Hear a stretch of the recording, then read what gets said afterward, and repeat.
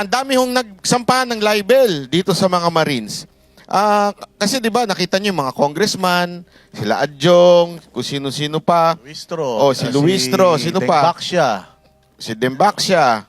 Oh. So punong-puno na ng libel case ngayon itong mga Marines natin. Kamusta naman po sila? Una sa lahat, hindi sila nababahala o natatakot dito sa mga kasong itasampa sa kanila. Katunayan, libel lang naman yan eh. Wala silang katakot-takot tungkol dyan. And ang nakakalungkot lamang, naku, ang nakakatakot lamang, syempre, yung paggamit ng ating mga ahensya ng gobyerno, ang paggamit ng batas, para gipitin yung mga tao. Ang kaso ng mga 18 Marines, umaabot na siguro ang bawat isa sa kanila tig-10 na kaso. Ngayon, pupunta muna ako sa doktrina nung ating Korte Suprema at doktrina ng batas tungkol sa libel cases at kasama din dito ang libel. Alam niyo, ang Korte Suprema, marami ng mga desisyon tungkol dyan na sinasabi ang ating mga opisyal ng gobyerno hindi dapat balat sibuyas. Hindi dapat na pagka sila'y tinira, magka-file ka agad ng kaso o kundi kaya'y apektado sila. Kasi nga, nasa posisyon sila para magsalita.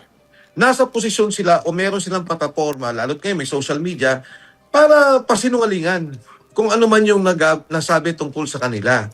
Kaya, pangalawa, ang nakakalungkot, pagka pala ibig sabihin may isang tao o isang opisyal, pagka meron siyang constituency na kanyang kinakasakupan, sinabi, hindi maganda yung palakad mo dito o may corruption dito.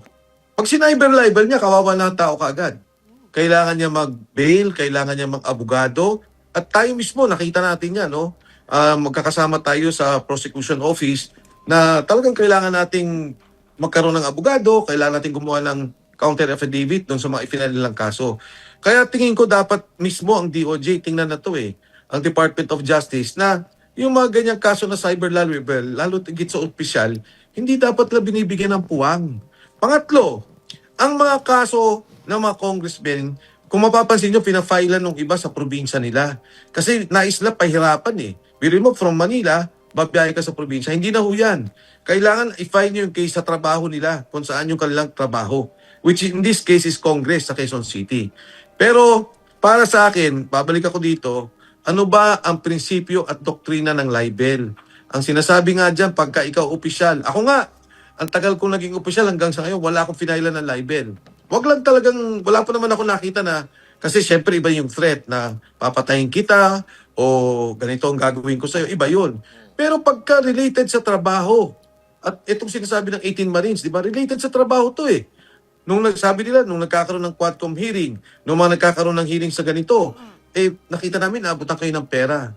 So, ibig sabihin, distorted yung hustisya o distorted yung mga hearing na ginagawa nila. Yun ang masama. Kaya dapat, alam mo, para sa akin na hindi bigyan ng puwang itong yung mga ganitong klaseng kaso. Pero pagdating po sa Marines, huwag kayong mag-alala kung paano sila sa gera, kung paano sila sa field.